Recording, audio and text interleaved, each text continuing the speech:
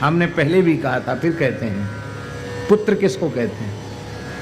जीवतो वाक्य करणात्, जब तक पिता माता जीवित रहे उनकी बात माने। क्षयाहे भूरि भोजनात्, जब वे दिवंगत हो जाएं तो शास्त्र विधि से उनकी पूरी क्रिया करें। आजकल जो परंपरा चल गई ना 3 दिन में ही, वो बहुत अनुचित है, बहुत अनुचित है, बहुत गलत है। बिना पूरी विधि के शुद्धि होती ही नहीं है। विधिवत दशगात्र आदि विधान होने चाहिए। तेरही बरही जो कुछ होती है वो सब शास्त्र विधि से होनी चाहिए। और उदारता पूर्वक अर्धदैहिक कृत्य करने चाहिए, क्योंकि हम पिता की संपत्ति के वारिस हैं। तो क्या उनके कल्याण के निमित्त कुछ धन व्यय करना हमारा धर्म नहीं है?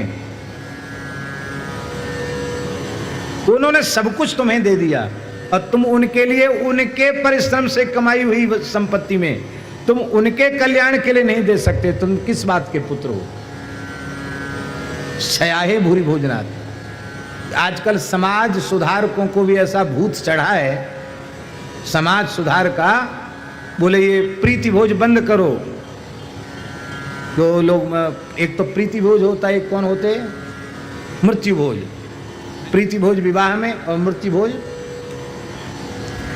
प्रीति भोज की तो तुम्हारी जो इच्छा हो सो तुम करो, चाहे कराओ चाहे मत कराओ, तुम्हारी इच्छा पर हम छोड़ते हैं।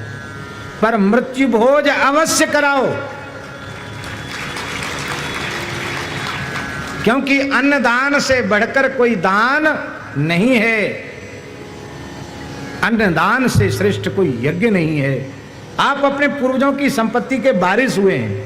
आप उस धन अन्न में से आप उनके निमित्त भूखों को खिला नहीं सकते हैं। हाँ, ये बात हम जरूर कहेंगे कि तेते पांव पसारिए जेती लामी सौर। आप कर्ज मत करो, आप पिताजी का मकान, दुकान और खेत गिरवी रखकर भंडारा मत करो खाली झूठी प्रशंसा के लिए। बिना आपके ऊपर विशेष आर्थिक संकट आए और यदि आप अपने पिता माता अपनी सामर्थ्य के अनुसार अपने पिता के प्रति खूब अच्छे से अच्छा और दैहिक कृत्य करना चाहिए। जो सैयादान आदि है उसमें भी खूब उदारता बरतनी चाहिए, अत्यधिक उदारता बरतनी चाहिए। आप लोग ऐसा मत करना। एक उदाहरण हम बता रहे हैं। हमारे सुदामा कुटी के बड़े पुजारी जी थे, वेदाचार्य जी। सुदामा कुटी के बड़े पुजारी जी थे। वो उनके जो पूर्वज थे, पिता दादा वगैरह, बिहार के अच्छे पंडित थे। और गया जिले में एक चंद्रगढ़ स्टेट थी उस समय, चंद्रगढ़। तो चंद्रगढ़ के राजा थे भगवती बाबू, बड़े प्रतापी राजा थे भगवती बाबू। उनके वो गुरु थे, उनके पिताजी दादाजी वगैरह कुल गुरु थे, पुरोहित थे, कुल पुरोहित थे। तो पुजारी जी सुनाते थे कि भगवती बाबू जब पधार गए तो हमारे पिताजी कुल गुरु थे, कुल पुरोहित थे, इसलिए सारा दान सब वहीं आया। तो बोले कि एक बड़ा भारी पैकेट आया। तो हम लोगों ने सोचा, बच्चों ने, कि क्या है इसमें, क्या आया है? तमाम सामान आया था दान दहेज में, दक्षिणा में। तो उसको खोल के देखा तो पूरी पेटी में बढ़िया सिगरेट, अंग्रेजी जमाना था, पूरा पेटी भर रही थी सिगरेट से। बढ़िया पेटी थी, बड़ी पेटी, बक्सा, पूरे बक्सा में सिगरेट भर रही थी। तो सिगरेट क्यों दिया? इसलिए हमने पहले सावधान कर दिया कि आप ऐसा मत करना। तो बड़ा आश्चर्य हुआ कि सिगरेट क्यों दिया। तो राजा साहब के पुत्र ने कहा कि पिताजी बहुत सिगरेट पीते थे, तो जो चीज़ उनको प्रिय थी वो चीज़ तो दान करनी ही चाहिए। कम से कम जहाँ जाएंगे वहाँ भी उनको पीने को तो मिले। बोलो वृंदावन बिहारी। अब इसमें आपको सुनकर हंसी तो आ रही होगी, लेकिन एक अच्छी बात इसमें लेने की है कि उस राजकुमार की, युवराज की, अपने पिता के प्रति भावना, ये देखने की चीज़ है। कि वहाँ भी पिताजी की तलब लगेगी उनको, तो उनको यहाँ जो ब्राह्मणों को देंगे वो वहीं मिलेगा। तो सिर्फ पेटी भर के सिगरेट दिया। हरिशरणम। तो भैया छया है भूरी भोजनाथ, और गया जी में जाकर पिंडदान करे। राजस्थान में हम अपने पूज्य गुरुदेव भक्तमाली जी के साथ गए थे। एक छोटा सा गांव था सामोद के पास, वहां गए थे। तो रात्रि को लगभग 1:30 बजे हम लघुशंका के लिए उठे। तो हमने एक महात्मा को देखा कि छोटा 0 वाट का बल्ब जल रहा था, उसी बल्ब के सहारे वो तिलक कर रहे थे। तो हमने महात्मा को पूछा, अरे उनकी आप तिलक कर रहे हो? हाँ तिलक कर रहे हैं। क्यों? बोले हम भी थोड़ी देर पहले लघुशंका के लिए उठे थे, और वहाँ जहाँ लघुशंका की जगह वहाँ शीशा लगा था, उसमें हमने हमारा मुंह दिख गया, तो उसमें देखा हमारा तिलक मिट गया। अरे भाई तिलक मिट गए तो ठीक नहीं है। तो हमने बढ़िया से मुंह धो लिया, पोंछ लिया, फिर तिलक लगा के सो जाएंगे। हमने कहा सवेरे नहाओगे धोगे फिर तिलक लगा लेना, अभी जो है इतना तिलक लगा के सोने का क्या प्रयोजन है। तो उन्होंने कहा महाराज हम तो ज़्यादा पढ़े लिखे हैं नहीं, आप लोगों से ही हम लोग सुनते हैं कि तिलक मस्तक पर रहेगा तो सीधे भगवान के धाम को जाएंगे। तो बोले ये तो कोई ठिकाना है नहीं कि सोते सोते नहीं मरेंगे, बहुत से लोग सोते ही रह जाते हैं, मर जाते हैं। तो पता नहीं सवेरा होगा कि नहीं हुआ, इसलिए तिलक हमेशा मस्तक पर रहना चाहिए। बड़ा अच्छा लगा हमको। सवेरे उठ के हमने महाराज जी को रात्रि की घटना सुनाई कि महाराज जी ऐसा ऐसा। महाराज बोले हाँ संत इसलिए तिलक के प्रति निष्ठावान है, सदा मस्तक पर तिलक रहना चाहिए, सोते समय भी मस्तक पर तिलक रहना चाहिए। तिलक से शून्य मस्तक कभी न हो,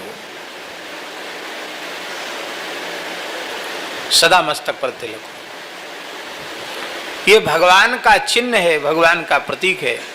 अभी संस्कार में आपको उंगली से लगा दिया गया है, बाद में पतला तिलक भी आप लगा सकते हैं।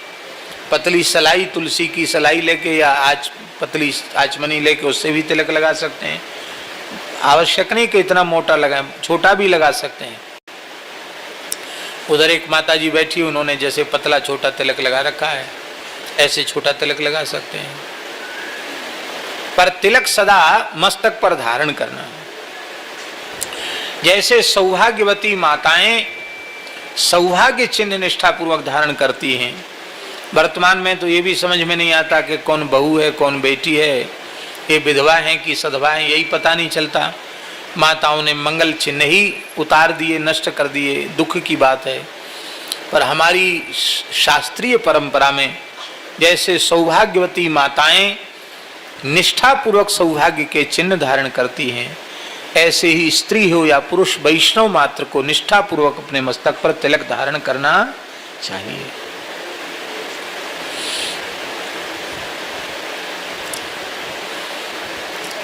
एक मंदिर को बनाने का कितना पुण्य है। कोई मंदिर बनावे नया और मूर्ति की प्रतिष्ठा करे भगवान की, और राग भोग की पूरी व्यवस्था करे, उसका कितना पुण्य है।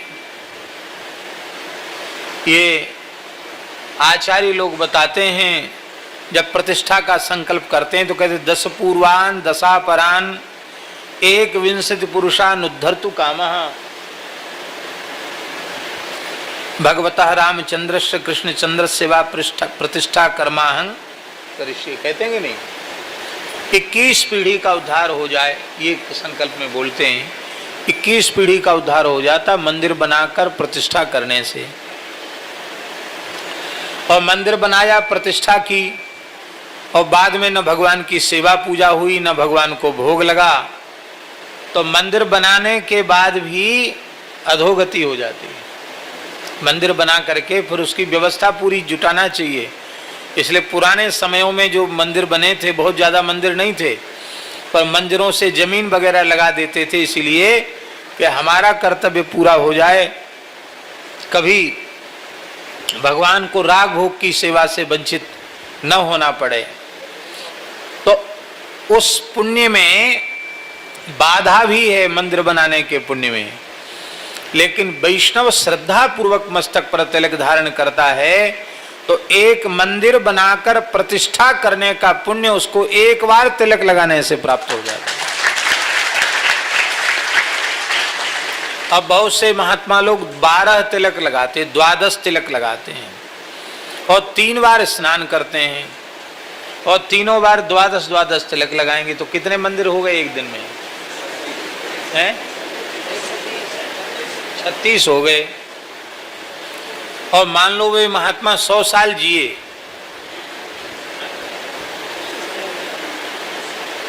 महात्मा ज्यादा भी जी जाते हैं। हमारे पूज्य गुरुदेव पहाड़ी बाबा महाराज लगभग 125 वर्ष की आयु तक विराजमान रहे हैं। 108 में राधे बाबा गए। मूल पुरुष पहाड़ी बाबा महाराज 150 वर्ष की आयु तक शरीर में विराजमान रहे।